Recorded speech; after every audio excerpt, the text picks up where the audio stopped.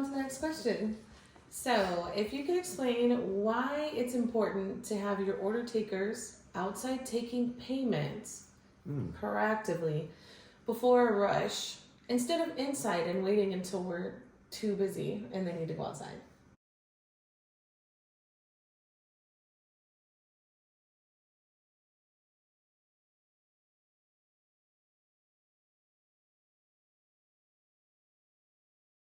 So we want our order takers outside at the menu boards early, ready for the peak, getting as many cars in the queue as possible. And oftentimes, if we get really busy, rather than sending 2 out there, if we know we're going to be really busy, send 3.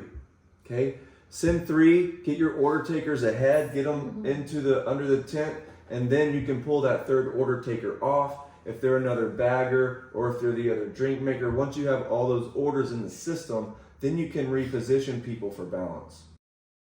In this scenario too is during transition time, so between 10:15 and 10:40, right around that time frame, it's really important to have these order takers outside with payment or having an outside payment.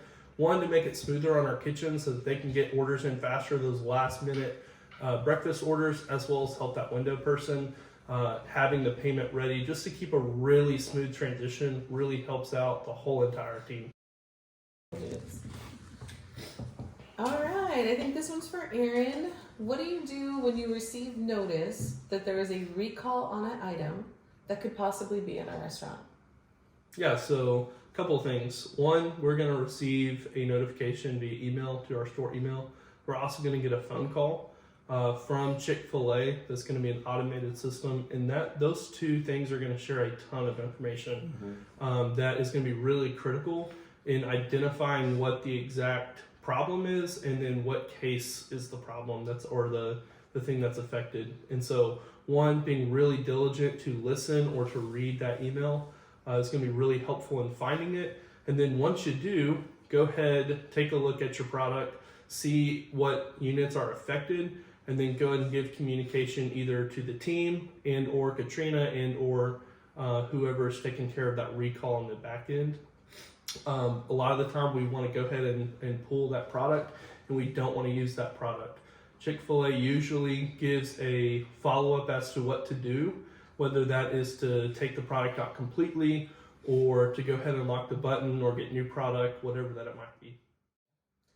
All right. Next one, a team member burns themselves with hot water and their skin is noticeably irritated and red. What do you do? So any kind of injury or any kind of issue that happened at the restaurant, we want to make sure that we go ahead and put that Sedgwick claim in so we can get support to the team member that's affected. I would add too, just to what Aaron said, which is really good.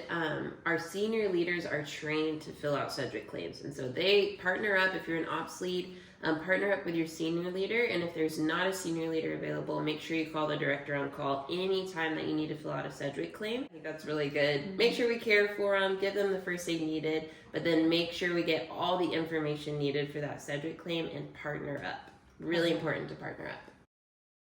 Anytime there's a Sedgwick claim, you want to partner up with 2 people, okay? The director on call and with our operator, Sandy. Okay, those are 2 requirements.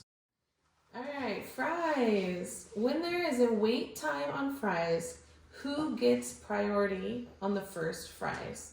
Is it based on ticket time, or what is the priority based on? Drive-through right is always our highest priority. That's where majority of our guests come through our drive-through, and so it's really important to make sure that we can move guests from the window and keep the cars moving through so we can continue to serve our guests in the drive-through.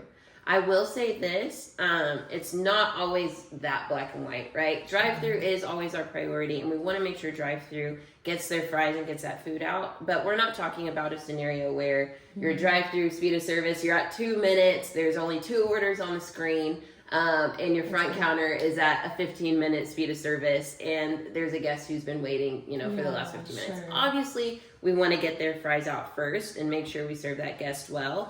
But this is more of a general rule of thumb, where we want to make sure that we're prioritizing our drive-through and they're getting their fries out and getting those cars out of the window and moving.